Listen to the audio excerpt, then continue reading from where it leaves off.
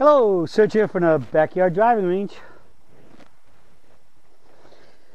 Well, we have a question that came in today from customer service, and this one is from, full name is Simply Golf. Didn't put his name down. So he was saying, I was wondering if you would talk about how, or even if, the tee finish will change when you are working the ball. Okay, again, that's from Simply Golf. All right. Yes, it will change. I really can't go into enough detail in a daily here about all these specifics of how it will change, because that all varies, and it varies depending on whether I'm working the ball, for me, a right-hander, right to left at some degree of draw, from a little bit of a draw to a lot of draw, which we could even call a hook, or if I'm fading it. All right, it will change because I have to change my setup to change my path and my plane to do that, and I might even be if I'm going to hook it enough or fade it enough, I might even start changing my alignment more, where for the hook I'll aim it farther right and set up my parallel lines out there farther right to where I want the ball to start, and make adjustments where I want to in my setup, and especially in my club face where I want it to go to how much to hook back to the target, and vice versa.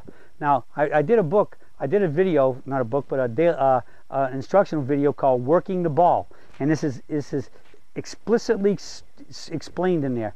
There are certain moves you have to make, but it gets to a point where these setup changes can, after you master them and learn them, your setup changes can almost guarantee you within how much hook you want to have. All right, and so, but I can't do that in a 5, 7, 8, 9 minute daily video. So, but I am going to answer that question, as I've already said. Yes, it will change. Your path and plane will change, and your alignment can change, and your club face can change. So just for a quickie, I'm going to give you a couple quick tips. One of the coolest and simplest ones I ever got was, one time I was playing golf when I had my club job at Pine Tree Country Club in Kennesaw, Georgia, which is north of Atlanta on 75, just not about 10, 15 miles north of Marietta, Georgia, or as they say it down there, Marietta. And it's right up there near Kennesaw College, which I believe now is part of the state college system of Georgia, and Kennesaw was a 2-year college back then. It's right there in the country, very nice place. One day, J.C. Sneed, who is if you've been around long enough, and you know that J.C. Sneed is the nephew of Sam Sneed, the great Sam Sneed. Well, he came out with he knew somebody at our club, and they came out to play, and I went out and played with them. And I'll never forget, we got to one hole, and he looked at this hole, and he said it was a par 3, and there was the hill came down from the right, the green sat in there in a nice level place. There was a bunker way below the green, and left of that bunker was a lake. And he looked at the hole, and he just said, yeah, I think I'm going to cut it in here. Get a ball working away from the bunker and the lake, and that way if I do overcut it, at least it's going to hit that hill and come back and roll down to the green. I said, yeah, a lot of times you hit that hill and it can roll almost right back on the green. He said, yeah, I'm going to cut it.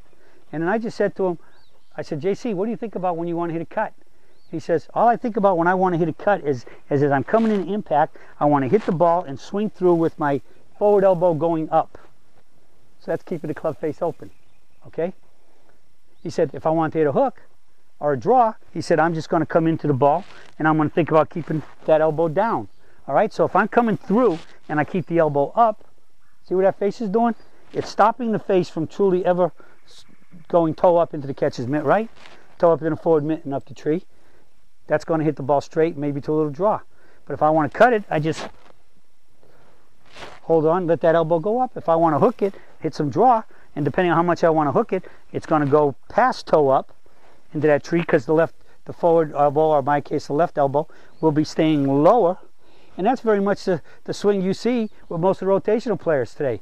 But how do they not hook it? Well, because when they go through like that, they're still holding on. They're doing what I call lag, drag, hold, block. They come down, they arch their left wrist. The wrist come down here, coming down in this position. The left wrist is arched, and the right wrist has got a lot of bend. It's got a lot of hinge in it. And they come through, and they hold on going through, and then at the last second they do this, they come around, and many of them you'll see they'll actually come, and the hands, the right hand will come straight down. The palm will be straight down, whereas when we finish, our palms are perpendicular to the ground all the way to where we finish square to the target. All right, so that left elbow high to cut for a right hander to a little cut or fade, and the higher it goes, the quicker and higher it goes up through impact, the more your little cut could stop becoming a fade, and the more it goes down, the more you're going to turn the club over, and the ball will draw. Naturally, I would do some more things in the setup. I tend to, when I want to hit a cut, I tend to stand closer to the ball, because when I stand a little bit closer, the club goes a little bit outside up, comes down. It's easier for me to hold on and swing up that way. If I want to hit a draw, I'm going to stand here, and I'm going to actually reach, get slightly farther back, which gets me a little flatter, and I'm going to come up and be a little flatter. Instead of my hands being up here, the shaft of the club the hands might be here, and the shaft will be up there. And that comes down from that position. So when I come in, hit the ball, and go back up on the exact same plane that I'm on this side, I imagine in my mind, I got this plane I'm going to swing on. Whatever plane I swing on back here has to come up on that side. So if it's a little flatter here, which means the club was a little laid off and coming down, it's going to have a little bit more rotation going to impact. It's going to have a little more rotation go back, and I come up on the same plane. That's the key to consistency of having the flight you want, and how much you can control it. All right, so the path can change, the alignment can change. If I really need a lot of hook, and say the target is I want it to finish at the camera. So let's say I'm going to take my target line, and I'm going to start at, say, 15 yards to 20 yards to the right. So I want to set up to this line out here. My feet will be parallel left. I always line up parallel left of where I'm starting it. Since this is not going at the target, this is no longer a target line, it's an aiming line. So I will stand it up there, and I'll walk in. I'll stand up parallel left of it with my feet. All right? And then what? If I want to hit it to the target with a hook, I'm just going to turn the club face shut. I'm going to go from square to shut.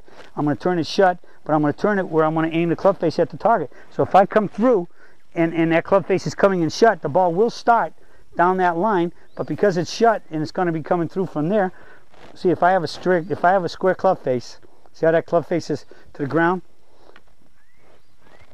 Straight through is there. If I shut the club face and I come through, when I hit the club, look at where the club is now. Okay, so a little more shut, the club's gonna create more hook on more side spin on the ball, right to left, and it's going to put the hook. So all of this in much more detail, which explains everything, which if you have the ability and the game and the level of expertise to be able to start working the ball, it's all in there, how you can work the ball and work it very consistently to get the exact amount of rotation that you want, of turn and curve on the ball, amount of hook or fade that you want on the ball. This is just a quick synopsis, but it does not do in any way, shape, or form enough intricacy and detail to really get to do this well. But the Working the Ball video has it all in there, and it's a great video if you want to work the ball. And I'm going to close this with one last thought.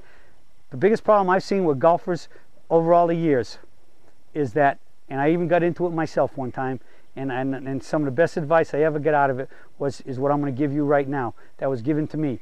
Once you learn how to work the ball, it doesn't mean that just because you can hit a draw and you can hit a cut, that because the pin's in the back left, for me, that you got to draw the ball in there. If it's in the right side, you got to fade it in there. If you spend a lot of time working on your game and developing your basic swing shot, which for me is relatively straight, just because it's left doesn't mean I have to hook it in there or fade it in if it's on the right. Because the key becomes, unless you have to hook it, you have to shape it around something in your way.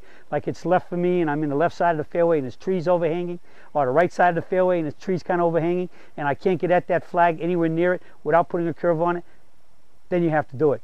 But whenever you got a straight shot to a right pin or a left pin, doesn't mean you got to bend it. Stay in your normal regular setup and your regular swing. Play your bread and butter shot. Play your go-to shot. Once you start working the ball too much, and I see that it's amazing, sometimes people get to it, they can't do anything but work the ball, that's when your game's going to go downhill, and it's going to go downhill fast. Because you spend all this time on the range practicing the shot, and then when you go play, you almost never use it. And that's what was said to me. One of my bosses one time was playing with me, he said, "Why are you hitting all these shots?"